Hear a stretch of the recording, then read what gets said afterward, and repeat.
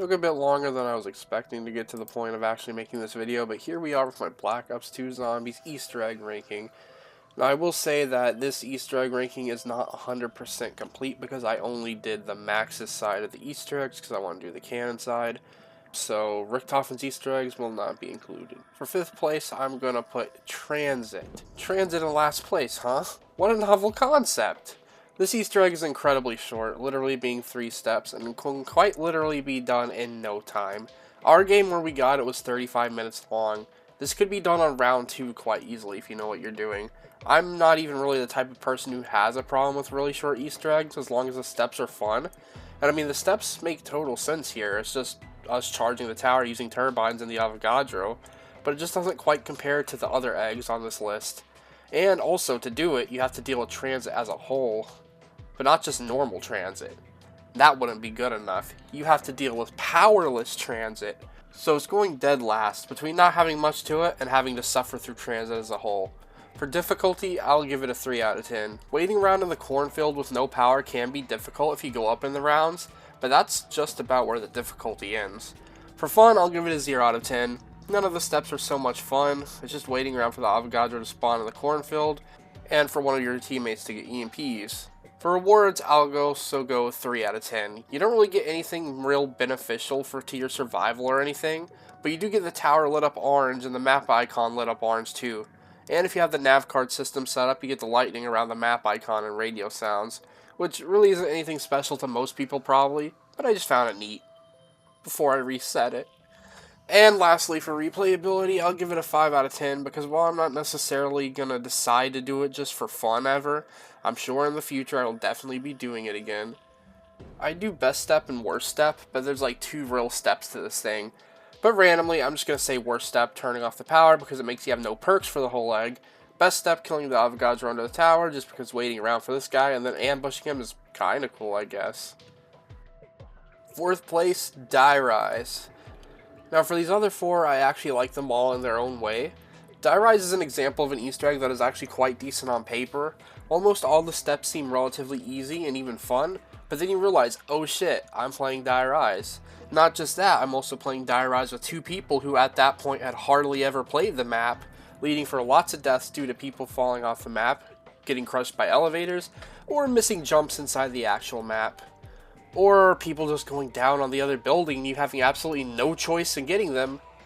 Steps like all 4 players standing on top of symbols on different elevators would be perfectly fine if all our elevators weren't constantly out of sync, where one person would have to get off while another's is ready, but by the time yours is ready, someone else's isn't.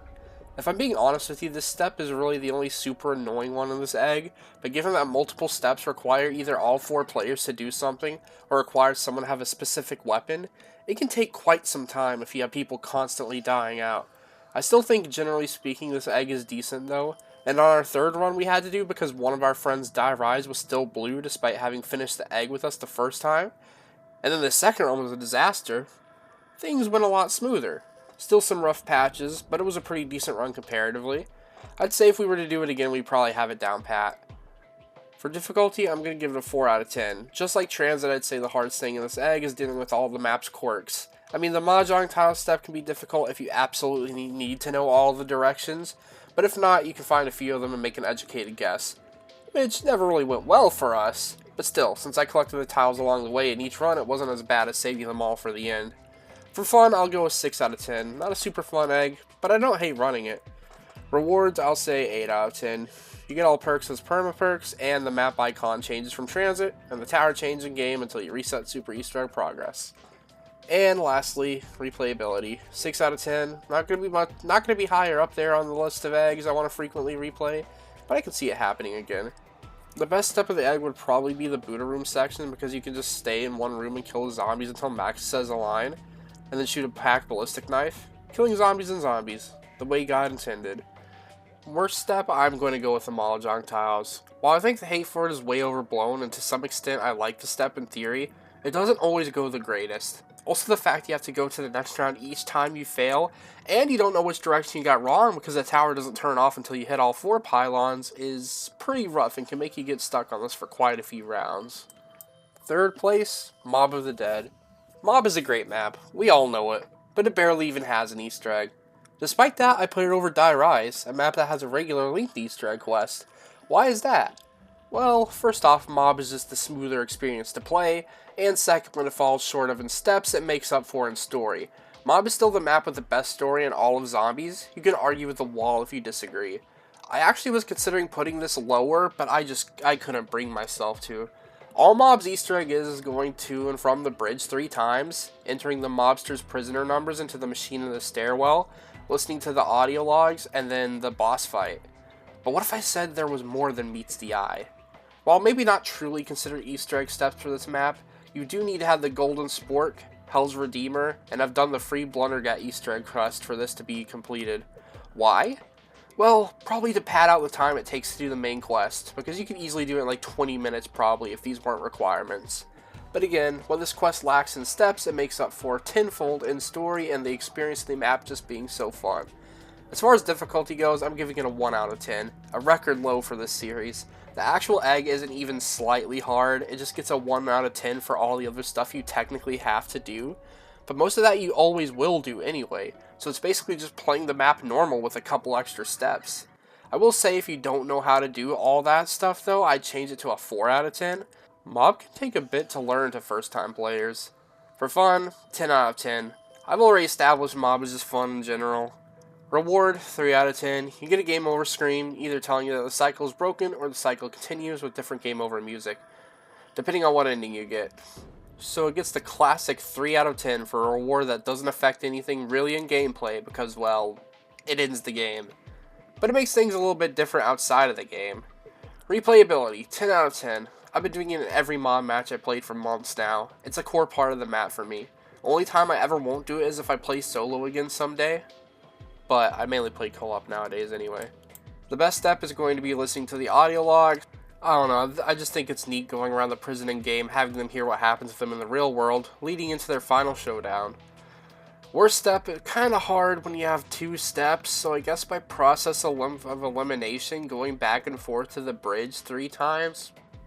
But I still think it's a neat concept to showcase the cycle, and in 4-player games you get extra dialogue each time you go. Second place, Buried.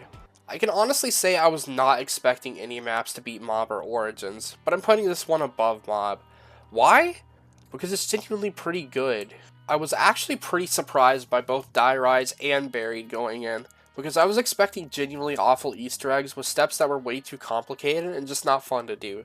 But what I got was Easter eggs with a step or two that are on the more complex side, but the majority of it is easy to remember and replicate, especially Buried.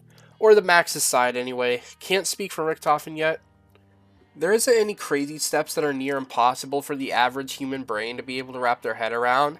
I mean, deciphering the rooftop cipher could be, but when there's a cheat sheet for it, no problem. Even the step I thought would take us the longest, that being the bell switchboard step, is pretty easy if you have a coordinated team who knows how to properly communicate, and which bells will correspond to which lights.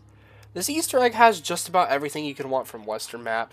Public execution methods, ghost lanterns, a shootout, just those 3 things really. But I think the steps fit in pretty well with the map itself, which isn't always the case. And as far as the more high maintenance steps that require every player's undivided attention, thankfully there's a built-in mechanic that allows a crawler to be held without bleeding out for an extremely long amount of time. More maps need this, genuinely. For difficulty, I'm going to give it a 7 out of 10. Now, I wouldn't say it's necessarily that for me personally, but things like the bell step and sharpshooter step I can see being really difficult for some people. I mean, it did take us 26 minutes to get through sharpshooter in our match, but shh. Even the step where you escort the orb from the sign to the gallows and then go back in time and do it again can be tough because of it needing to catch souls along the way to actually make it to its target. I definitely think this Easter egg could fall into the category of easy to learn, difficult to master, which is the definitive Easter egg style if you ask me or a lot of internet people. For fun, I'll give it an 8 out of 10. I had a thoroughly good time doing these steps. Love it when the Easter egg feels like I'm actually playing a video game and not whatever some of the others are. Rewards, I'm going full on 10 out of 10 because of the super Easter egg ending, alongside going hard as hell from a story perspective. The process has begun. Now I control the ether's energy. I can at last reach Agatha. did you listen to him? Regretfully, I must inform you that neither the Earth nor its people will survive. I tried so hard to warn you. Don't go! Once the gateway is open, I will finally be reunited with my dearest Samantha. Hello? Are you forgetting something? Even if your wretched daughter is still alive, she has my body! If you are so eager to re-enter the physical world, Richtofen, I will grant you that wish! And feeling more like the end of BO2 Zombies than Origins, you also get the zombie's eyes turning orange, Richtofen occasionally spawning in as a zombie and talking to you, and he drops a drop when killed. Drops seem to become increasingly more common outside of that too, and I'm pretty sure they last longer now too. The map turns orange and will occasionally shake because Max is going to destroy the Earth soon. Oh, and you just have your perma perks from the normal Easter egg ending, which is nice, and by perma perks they do mean perma. They stay even after bleeding out. Another neat thing about this is it actually can be done in a separate match, but we did it right after the Easter egg ended just because I think it's way cooler that way.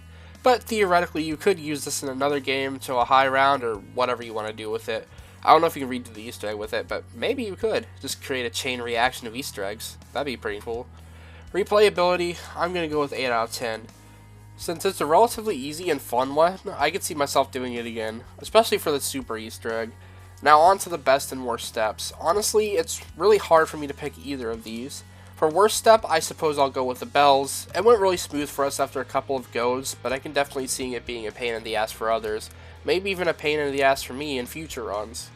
The best step, I've got like 2 different options I'm juggling with. The sharpshooter is a really unique step that fits the vibe of the map so well and can be fun to master over time. But I'm going with the wisp step.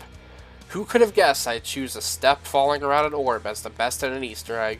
There's something really interesting about this step. It's just very unique. There's a lot of different aspects to it that is pretty fun to figure out in real time.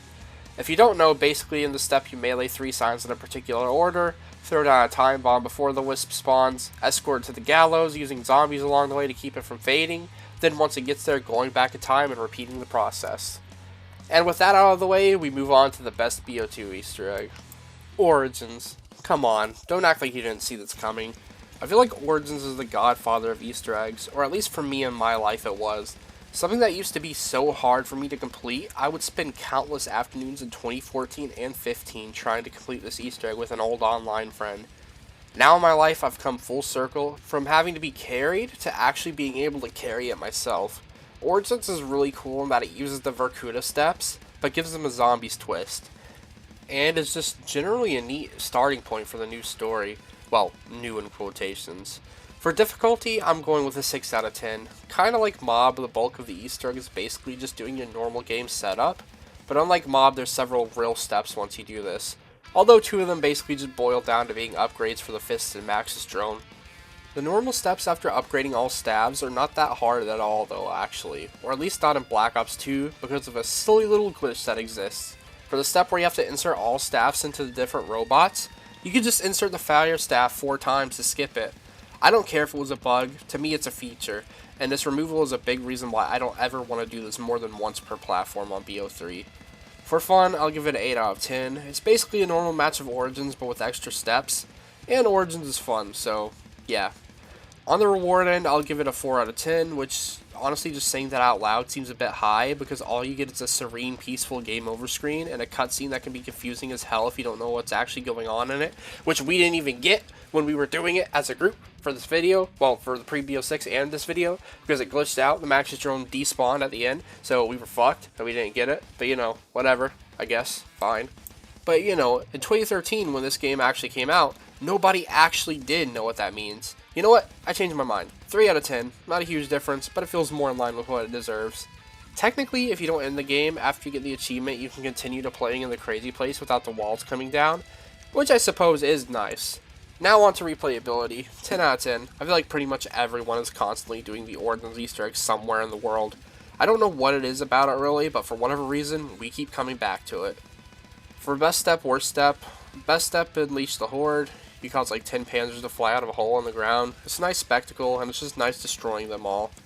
Worst step, probably wield a Fist of Iron. Usually by this point we get to the step there, the fists are no longer a one-hit. Nothing terrible really, but just kind of a risky step usually. And that's going to do it. I'm sure the next video will be BO3 ranked. At the time of finishing the script, we were about to do the Goron Easter egg, but actually we finished Rev and are moving on to Blood the night after recording this commentary. I'll probably be fucking done with BO4 before this video even comes out. So I guess I'll see you then, I guess. Then, maybe. Bye.